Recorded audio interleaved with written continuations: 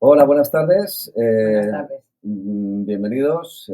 Vamos a tener el placer de hablar con Isabel Muñoz, pero en primer lugar, y antes de comenzar, me gustaría darle las gracias a Recoleto Creative y a VF Art Projects por hacer posible que venga la exposición de Isabel a Javea, a Isabel, por supuesto, y luego también al Consorcio de Museos de la Comunidad Valenciana y al Ayuntamiento de Xàbia y Dénia por hacer posible que se realice el Festival Ojos Rojos. Ujú. Por supuesto, muchísimas gracias a todos los que vais a ver este vídeo, vais a estar con nosotros. Gracias por apoyar la fotografía y la cultura, que buena falta nos hace a todos. Vale, pues si quieres, Isabel, ya puedes darle, vamos a hacer una presentación, una intro. Buenas tardes, Isabel. Hola, buenas Eh, tardes. Vamos a presentarte lo primero. Vamos a intentar hacer un resumen de tu carrera porque realmente es complicado hacerlo resumido. Eres una fotógrafa comprometida con temas sociales, además de una investigadora del cuerpo y el alma del ser humano. Has recibido reconocimiento, entre otros, el Premio Nacional de Fotografía en 2016, World Press Photo, y, recientemente has ingresado en la Real Academia de las Artes de San Fernando. Tu exploración del ser humano en todas sus facetas te ha llevado a tener un reconocimiento a nivel mundial con fotografías tuyas en las colecciones de un montón de países, de los mejores museos y galerías del mundo. El Museo de Arte Contemporáneo de Nueva York, etcétera, etcétera. Antes de empezar la entrevista, sabemos que acabas de volver de Turquía y que es donde ha ocurrido el trágico terremoto, seísmo que ha habido esta semana. Y bueno, pues nos gustaría saber si has tenido noticias de tu equipo, de la gente de tu equipo, como tus colaboradores, cómo está todo allá. La verdad es que gracias a Dios están todos aquí de alguna manera, están vivos.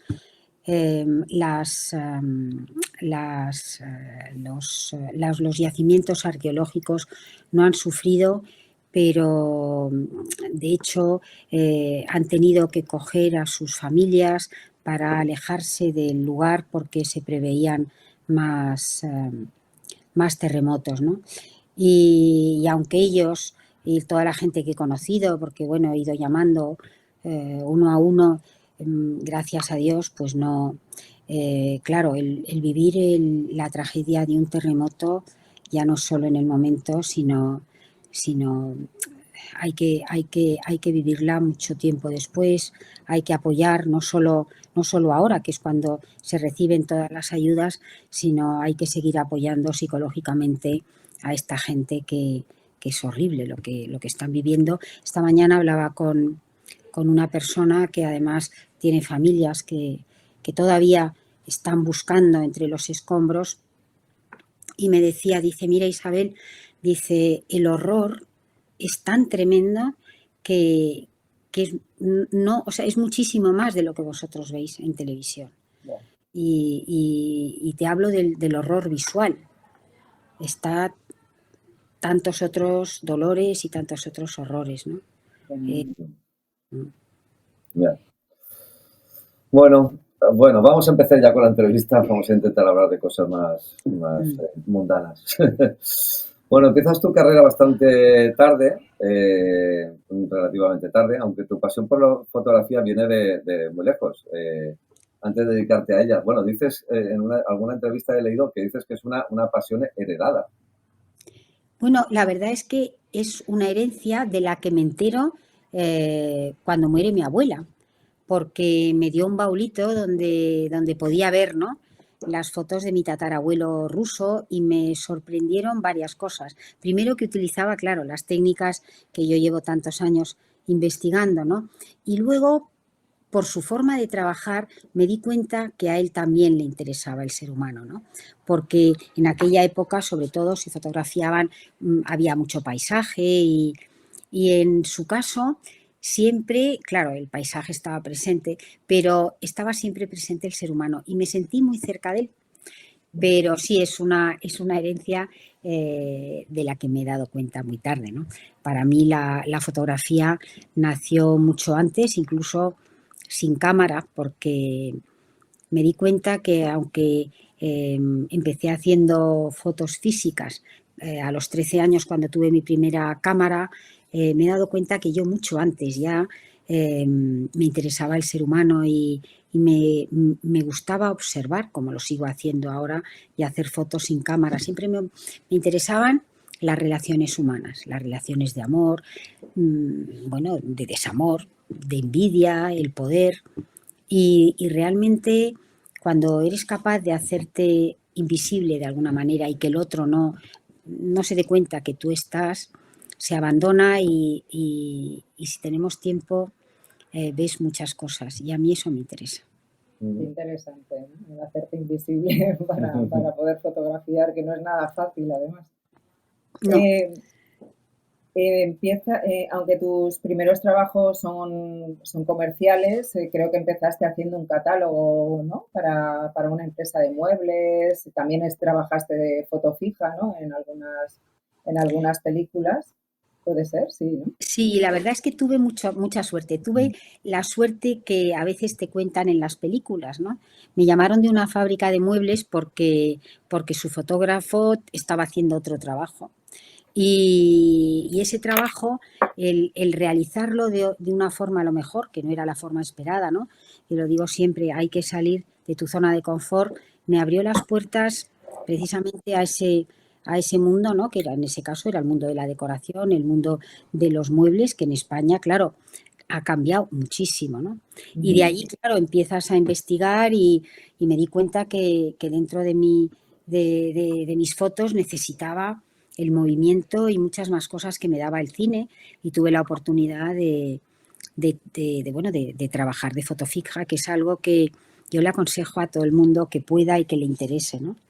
Porque Sí. se aprende mucho, se aprende desde bueno, pues a cómo tratas a lo que vas a fotografiar, cómo lo iluminas. Es un mundo muy interesante. Sí, sí, sí. Pero bueno, tú básicamente te has dedicado a la fotografía personal y desde los primeros trabajos, desde tu primer proyecto personal, unes dos de tus pasiones, que es la danza y la fotografía. ¿Es inevitable empezar por la danza? ¿Fue inevitable? No, bueno, yo creo que muchas veces lo de la danza y lo del cuerpo son pretextos. Lo que pasa es que hay cosas que de repente son tu destino. A mí me hubiera encantado bailar, no me dejaron por lo que fuera y luego te das cuenta que el destino te pone bailando de otra forma, con la cámara, bailando. Y el cuerpo también ha sido un pretexto, en este caso no ha sido destino. Pero sí que me ha interesado utilizar el cuerpo y la danza para hablar del ser humano, porque el cuerpo bueno, también la danza habla de nosotros, habla de nuestra cultura. Yo creo que lo que pasa es que muchas veces igual no tenemos tiempo de observar o de observarnos, ¿no? Pero yo creo que el cuerpo es el mejor libro de lo que cada uno somos, ¿no? Pero bueno. Es por ello a lo mejor, o sea, porque es curioso que de repente tengas retratos de artes marciales, ¿no? De Shaolin, incluso la capoeira, que es entre danza y artes marciales. O sea, ¿te interesa de ello el cuerpo humano o las artes marciales fue una cosa espiritual o fue por otro motivo? No, en el caso, por ejemplo, de las artes marciales, era porque lo que me interesaba era esa unión que hay entre el cuerpo y llámalo espiritualidad, misticismo, pero yo creo que el ser humano necesita de esa parte espiritual. Me da igual, no es un sentimiento religioso, es algo como más íntimo. Y cuando conocí el tema de Shaolin, que fue lo que me interesó fue cómo el ser humano cuando llega a través de la espiritualidad y de la meditación a ponerse como pasó, ¿no? Delante de una pared blanca, ¿no? y darse cuenta de lo que somos capaces de hacer con nuestra mente y esa parte espiritual, la verdad es que eso es lo que me llevó a Shaolin. Y tuve la suerte de llegar, claro, en un momento donde no habían móviles y donde no habían turistas, con lo cual pude fotografiar un Shaolin donde se ve eso, ¿no? Que el cuerpo llega, o sea, que luego lo vas viendo a través de tu vida, que cuando realmente queremos algo con mucha fuerza, en este caso a través de la parte espiritual, llegas a hacer cosas verdaderamente asombrosas, ¿no? Eso es lo que me llevó. Y luego te planteas cómo lo vas a contar, ¿no? Claro. Y, claro, ahí está el cuerpo, pero estamos nosotros, ¿no? Sí, sí. Totalmente. Mira, precisamente tu encuentro en Camboya con Quique Figueredo y sobre todo con Gervasio Sánchez hizo que tu fotografía de alguna manera cambiara, ¿no? Te mostró los efectos de las minas antipersona, Gervasio, y una vez conocido el dolor empezaste a fotografiar también temas sociales. Tu estilo fotográfico hace que algunas de estas imágenes piensas que al espectador le llega ese sufrimiento. Bueno, yo es que si no, no las haría, porque yo creo que la labor de un fotógrafo no es una labor en solitario. Necesitas que la otra persona termine ese trabajo, ¿no?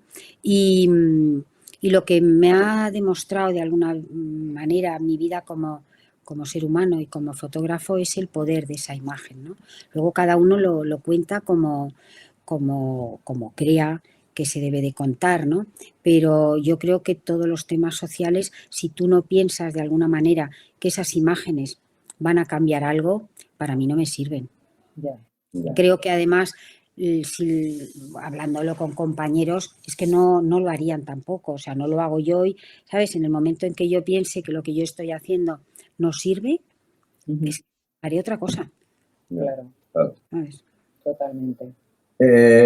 Has hecho trabajos que a mí me parecen peligrosísimos. O sea, has estado en el tren, en la bestia, en el tren de la muerte, pero también has estado con las maras o hasta con los yakuzas. Quiero decir, o sea, me interesa cómo llegas a eso, y cómo gestionas los permisos y cómo entras a formar parte de ello, ¿sabes? Sí, la verdad es que no hay una regla, porque de hecho, fíjate tú, en el tema de las maras me acuerdo que llevaba el contacto de la persona y no funciona, ¿sabes? En ese caso, de repente fue el azar el que me dio entrada bueno, pues a las cárceles, que primero tienes que tener el permiso oficial de poder entrar en la cárcel y luego el permiso de las personas que están en esa cárcel, porque somos todos seres humanos y tenemos nuestros derechos, ¿no? Entonces, en el caso de la Mara de hecho yo me iba porque llegué en un momento muy malo y fue un sacerdote de Don Bosco, un español maravilloso, que cuando me fui a despedir de él para decirle que iba a volver y tal, me dice Puchica, y desapareció y en 20 minutos vino con el permiso. Mira, de verdad que no hay ninguna regla. Yo siempre digo y procuro venir lo más preparada posible, pero nunca sabes, a mí no me gusta, nunca he trabajado con un fixer, porque no me gusta, creo que la forma de abordar es distinta, los fixers tienen sus sitios y a mí me interesa llegar a otro tipo de realidades, ¿no? Y sí que, lo digo siempre, para mí yo nunca había estado en una cárcel, yo no soy tampoco fotógrafa de guerras y fue complicado porque yo necesito amar de alguna manera, lo digo siempre, todo lo que fotografío, necesito amar para vivir. Y claro, de repente darte cuenta que estás amando a criminales de alguna manera hasta que te das cuenta, ¿no? Y en este caso me di cuenta que de la misma forma que eran víctimas y victimarios a la vez, ¿no? por su condición social, y te das cuenta luego que a lo mejor si tú hubieras nacido en ese país con la vida que tienen que llevar las mujeres y los niños, pues yo es muy posible que hubiera sido marera, ¿no? pero aprendí, ¿no? Yo he aprendido mucho de la vida a través de la fotografía, ¿no? Y cuando me planteo los trabajos, me di cuenta, digo, no, Isabel, tú no tienes que juzgar. Y de hecho no lo hago, ¿no? Pero lo que tenemos que hacer, y en mi caso, es ser testigo de una realidad y que luego el espectador sea el que ponga, ya no solo depende del tema, ¿no? Y que te haga de alguna manera pensar y preguntarte cosas, ¿no? Entonces, bueno, sí que han sido situaciones peligrosas porque, bueno, es así, ¿no? Y yo creo que tienes que ser honesta con lo que quieres contar y cómo lo quieres contar. Eso no quiere decir que vaya por la vida siendo una insensata, porque el miedo está allí y tampoco te expones de una forma, pero si para contar esa historia, que es lo que yo me planteé cuando estaba en el sur de México, tienes que montar a la bestia para sentir ese tren bajo las piernas, pues hay que ser muy bragado, ¿eh? Bueno, pero yo creo que los fotógrafos y las mujeres lo somos, ¿eh? Totalmente. Si hay que ir, se va. Totalmente. Sí, es verdad. Te intentas, ¿sabes? Como no proteger, ¿no? Pero hacerlo lo mejor que puedas.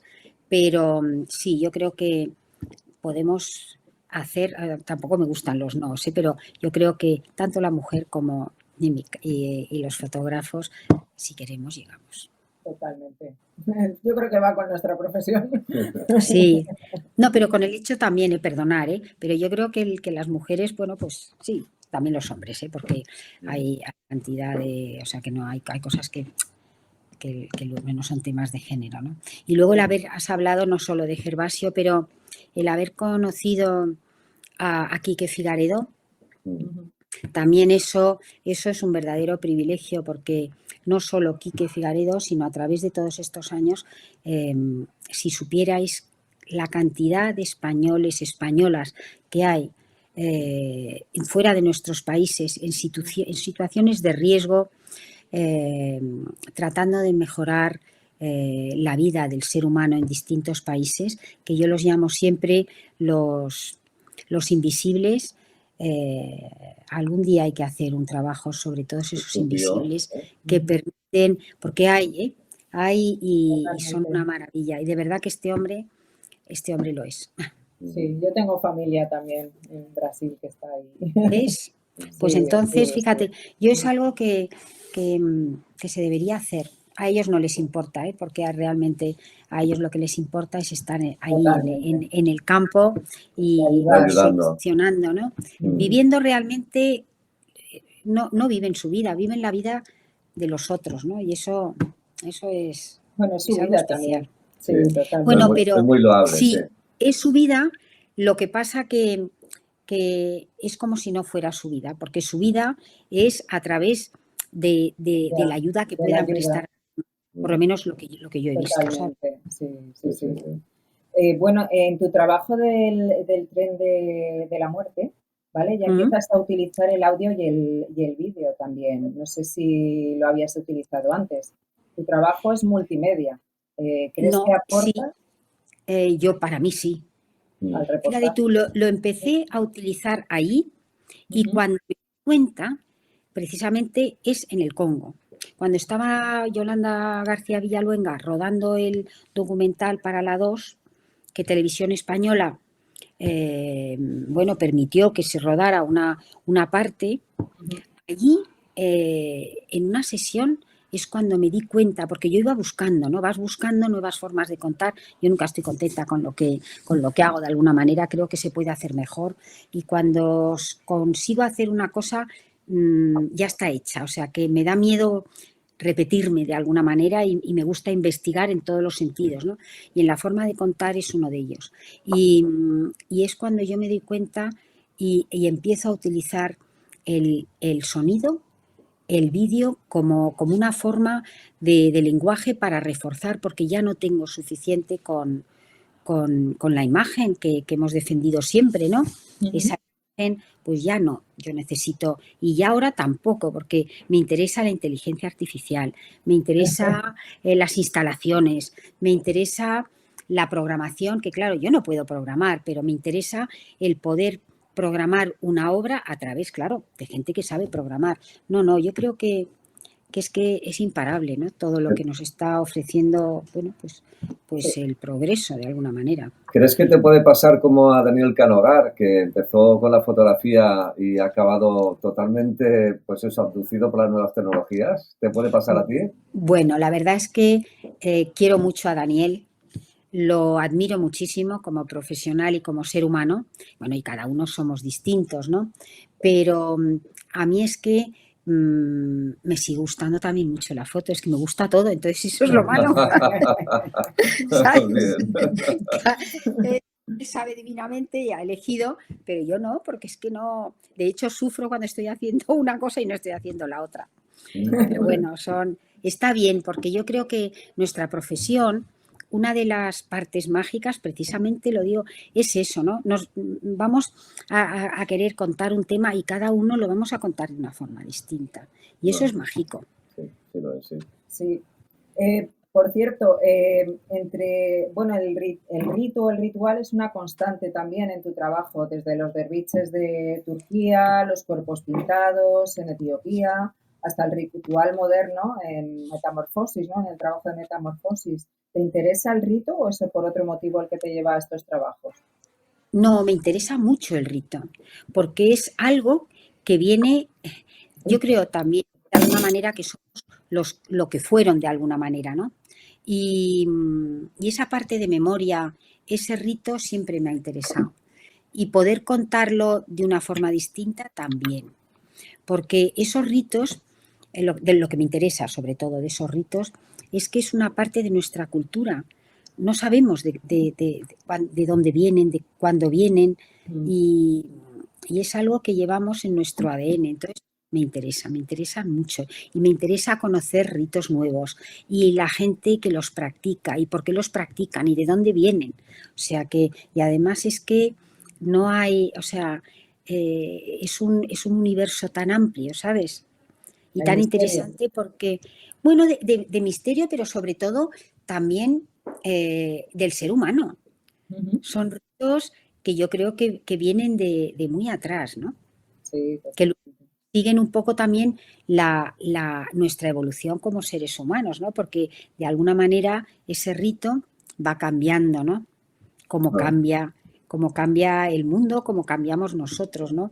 El rito podría ser un magnífico autorretrato de cada uno de nosotros, depende, ¿no? A mí me gustan los ritos.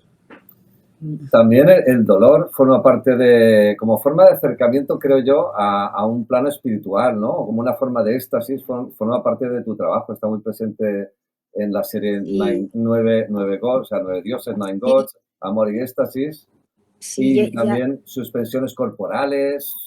¿Qué te Mm. atrae de esa emoción, de ese dolor? Bueno, lo que, claro, el dolor está presente en la vida, ¿no? Que es como la luz y la oscuridad y el dolor y el placer, ¿no? Y lo que me ha interesado durante muchos años es la búsqueda que ha tenido el ser humano a través de las distintas religiones, espiritualidad, ¿no? De llegar al éxtasis espiritual, en este caso, a través de esa línea tan delgada que hay entre lo que es el dolor y el placer, ¿no? Que muchas veces te sorprende, ¿no? Por eso yo cuando muestro todas estas fotos me gusta decir, y es verdad, que aunque nosotros veamos dolor, es un éxtasis, ¿no? Y que además que no nos tiene que sorprender tanto, porque es que en nuestra cultura personas como Santa Teresa de Jesús o San Juan de la Cruz, quien lea a San Juan es de las personas que ha hablado del amor, por ejemplo, con una intensidad y súper potente, ¿no? Entonces sí que me interesa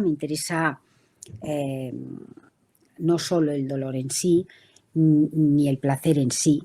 Me interesa lo que representa para cada individuo, ¿no? Y lo que sí que me he ido dando cuenta es que a través de las distintas religiones, distintas culturas, al final eso está allí. Lo que pasa que, bueno, pues las distintas religiones tienen distintos nombres, culturalmente pues somos distintos, aunque como si dijéramos, el corazón y la raíz es la misma, luego lo van llamando de distintas formas, pero está allí. Ahora estamos delante de una imagen de Thaipusam, que son los tamiles, y es lo mismo, ¿no? Ofrecen a sus dioses y entran en trance. Cuando se pasa ese umbral que está tan fino entre lo que es el dolor y eso en ese tipo de dolor. Y luego, bueno, pues yo creo que el ser humano siente otros tipos de dolor, como siente también otros momentos de gozo maravillosos, pero que es algo que bueno, que desgraciadamente es la vida. Y mira, fíjate tú, pues lo que está pasando ahora en Turquía de alguna manera, pero me interesa además yo siento el dolor ajeno, como me interesa ver también el placer ajeno, o sea que es algo que tenemos todos y que bueno, pues a mí me gusta poderlo compartir, investigar sobre él y a través del arte pues intentar acercarnos más a cosas que muchas veces si no hubiera sido por la fotografía no tendríamos acceso, ¿no? ¿Llegas a comprender un poco mejor todos estos rituales con la fotografía? Bueno, yo creo que como ser humano, porque para mí la fotografía es como mi vida, ¿no? Entonces, como ya no es comprender, yo creo que hay una palabra que para mí es muy importante, que es respeto. Una cosa es comprender y otra cosa es respetar. Yo creo que no hay amor sin respeto a todos los niveles y yo respeto sobre todo cuando son prácticas que se hacen desde la libertad y el deseo de cada uno. Entonces, lo respeto todo, ¿sabes? Y tampoco me gusta juzgar. Son cosas que a lo mejor no es que no comprendas, que para ti son extrañas, ¿no? Sí. Pero yo creo que la comprensión está dentro del respeto. Totalmente, totalmente. En tu serie Primates exploras las raíces del ser humano, retratas a nuestros parientes más cercanos, ¿no? ¿Qué te lleva a este cambio? Si se puede llamar cambio. No quiero decir que estabas harto de los humanos o simplemente... Sigo. No, harto no, porque sigo creyendo en el ser humano, ¿eh? O sea que... Pero en los animales también, ¿no? Creo que los sentimientos de los animales son tan parecidos. O sea, tú consigues retratar esos sentimientos de una manera tan potente que es que somos tan iguales. Bueno, pero es que para mí fue un descubrimiento, porque es verdad, ¿eh? Si ahora me preguntaras qué es lo que no pensaba retratar nunca, que además esa es otra de las cosas, que no puedes decir que no, porque yo me he dado cuenta que lo que digo no ahora, a lo mejor dentro de 5 años, horror. ¿Se ha cortado? No, seguimos. No, seguimos. Ah, bueno, pues que a lo mejor dentro de 5 años o dentro de 2 meses te voy a decir lo contrario, porque la vida me ha demostrado lo contrario. No, lo que pasa es que para mí esta serie ha sido muy importante porque, bueno, porque ahí están reflejadas una de las búsquedas. Yo me he pasado la vida y sigo buscando de dónde venimos, a dónde vamos y qué vamos a dejar a las generaciones que vienen, ¿no? Y en esa búsqueda siempre me han interesado las tribus que viven de espaldas al progreso, porque es el eslabón más, hasta ahora, más cercano a lo que éramos, ¿no? Pero precisamente estando en una de esas tribus en Nueva Guinea, Papúa, que además, bueno, pues estabas tumbado viendo ese anochecer con esos árboles y de repente te dices, bueno, Dios mío, pero Isabel, si es que lo más cercano a nosotros son los grandes simios. Y es lo que me dio la entrada, porque yo siempre he pensado que la naturaleza es tan maravillosa, que lo digo siempre, de verdad, que es que ¿qué vas a añadir tú a esa naturaleza, ¿no? Pero eso me llevó a descubrir eso, el mundo animal, y a cuestionarme muchísimas cosas. Yo ya no soy la misma desde que pude tener acceso a ellos y ver eso, cómo sentían, cómo amaban, cómo abrazaban, cómo cerraban los ojos para sentir al otro, cómo eran capaces de tener paciencia, de intercambiar objetos de alguna manera. En este caso vi cómo partían las nueces y lo que sacaban el fruto, que no lo veía, lo iban haciendo una montañita para dárselo luego a la pareja con la que querían hacer el amor. O sea, que te quiero decir, y bueno, y son capaces hasta de reconocer la muerte. Para mí ese trabajo sí ha representado y es muy importante por eso, ¿no? Porque sí, es que en el fondo son animales. Lo que pasa es que muchas veces nos da miedo. Se nos olvida que somos animales. Pues Sí. que no se nos olvide, porque además es una palabra que hemos utilizado muy mal. Sí, efectivamente, sí.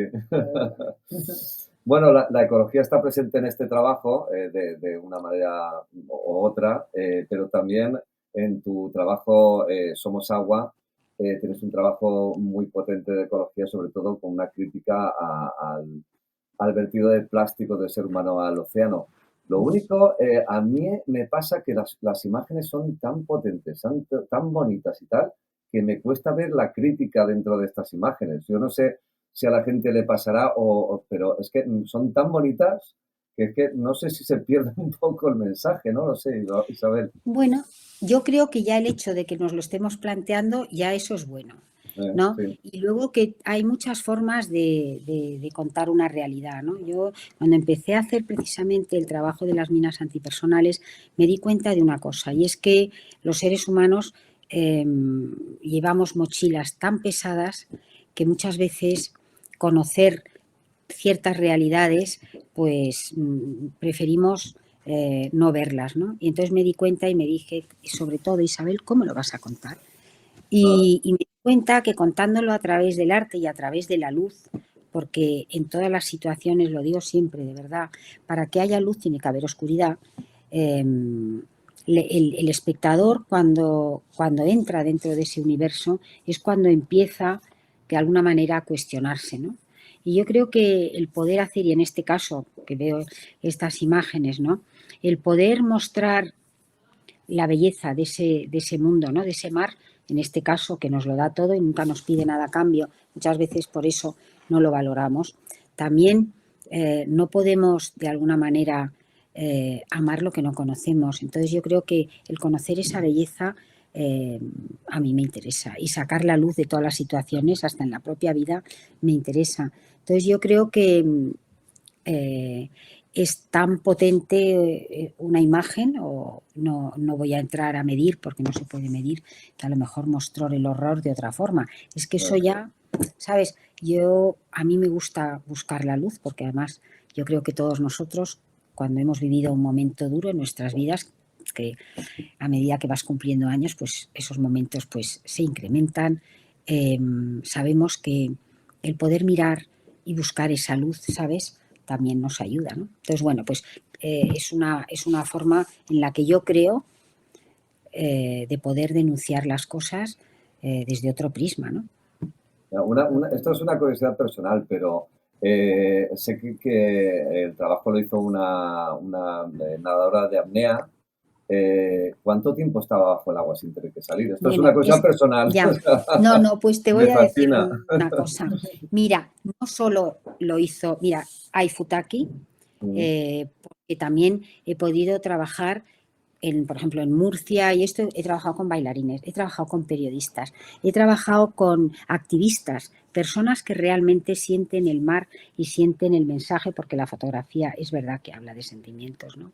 Y en el caso de Aifutaki, que además me hace gracia porque todo el mundo lo pregunta, y es que es maravillosa, que efectivamente tiene 2 récords de apnea y es embajadora del medio ambiente en Japón. A mí lo que me interesó no es que fuera ni que durara, ¿sabes? Porque en la apnea hay algo que a mí no me gusta, ¿no? Y es como esa parte del ser humano que tenemos de demostrar que nosotros podemos más, y en este caso en un medio que no es el nuestro, ¿no? Pero a mí lo que me interesó de Aifutaki era que una vez se metía dentro del mar, tenía una relación con todo ese mundo muy especial. De hecho, cuando los mamíferos, los peces, ella se mete dentro, la toman como uno más, ¿no? Y era eso, y es eso, porque sigo trabajando con ella, ¿no? Luego es una magnífica fotógrafa, te advierto, ¿eh? Y es eso lo que me interesa de ahí. Y realmente, efectivamente, ella tiene los récords Guinness por ser la mujer que con aletas y sin aletas ha nadado durante más tiempo y ha hecho más metros en una cueva.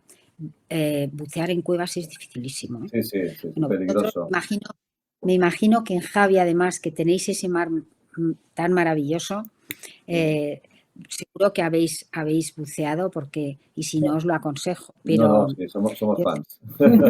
bueno, pues os tengo que decir que yo ni soy buena buza, ni soy buena fotógrafa Bueno, submarina, bueno. ¿sabes? No, no, es verdad. He contado con un maravilloso maestro, Jordi Chías, y desde luego, bueno, me encanta.